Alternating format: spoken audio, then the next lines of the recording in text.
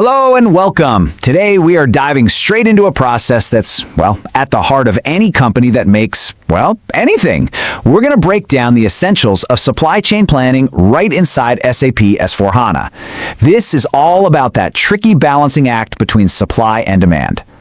So let's make this super simple. Imagine you're running a bike company. You've got parts coming in, frames, wheels, you name it, and shiny new bikes going out. The biggest challenge you face day in and day out is making sure your supply perfectly meets what your customers want, right? Get it wrong, and you're either sitting on a mountain of unsold bikes just tying up cash, or, maybe worse, your shelves are empty, you're losing sales, and your customers are not happy. It's a real high-stakes balancing act. So how do you solve a puzzle like that? Well, the answer isn't just crossing your fingers and hoping for the best. It's a dedicated strategy, and it's called supply chain planning.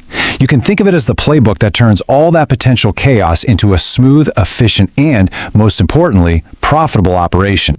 At its core, supply chain planning isn't just one single thing you do. It's a whole bunch of processes that are all linked together. The main goal? To streamline everything, from ordering the nuts and bolts to shipping out the final bike so you can meet customer demand right on the nose. It's really all about creating some predictability and efficiency in a world that's often, well, pretty unpredictable.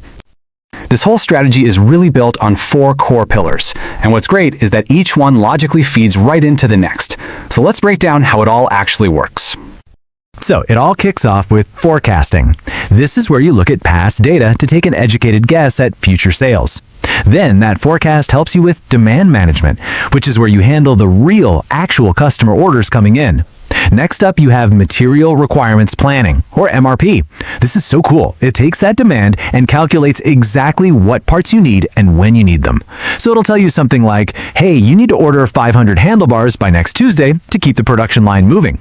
And finally, capacity planning. Make sure you actually have the resources, the people, the machines, to build all those bikes. See, every single step is a crucial link in the chain. Okay, so that's the strategy, the framework, but how do you actually do it? I mean, this is where the technology comes in, right? So let's take a look at the specific toolkit inside SAP S4HANA that really brings this whole planning process to life. For anyone who works with SAP, this is where the rubber really meets the road.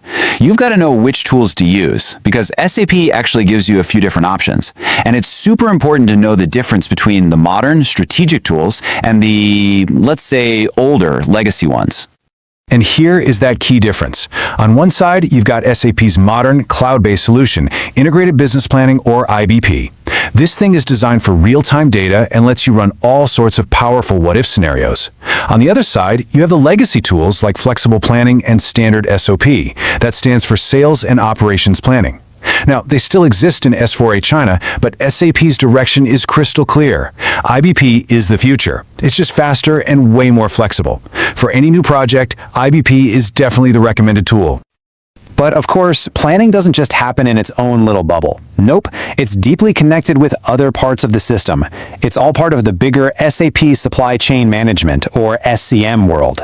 The customer orders that kick everything off, those are created in Sales and Distribution, or SD. And that MRP process we just talked about, it uses its own powerful features to manage all the material requirements. It's all one big, seamless, interconnected system. All right, we've covered the strategy and we've covered the tools, but why does this all matter so much? Let's bring it back to the bottom line for our bike company. What's the real business payoff here? You know, when you get supply chain planning right, the results are huge. They're tangible. You can actually meet the demand you expect, which means no more lost sales. You keep stock shortages to a minimum, which keeps your customers happy.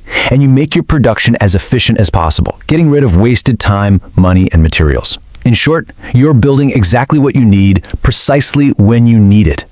And really, every single one of those benefits, meeting demand, avoiding shortages, being super efficient, it all points to one critical outcome: customer satisfaction. Happy customers are, without a doubt, the foundation of a successful business. And great planning is what makes that possible. So, we'll leave you with a final thought to chew on. You've got the framework now, right? Forecasting, demand management, MRP, and capacity planning. If your bike company was launching a brand new electric bike, something with zero sales history, where would you even begin? Which of those pillars becomes the most critical starting point? It's a great question to think about as you start to apply these concepts. All right.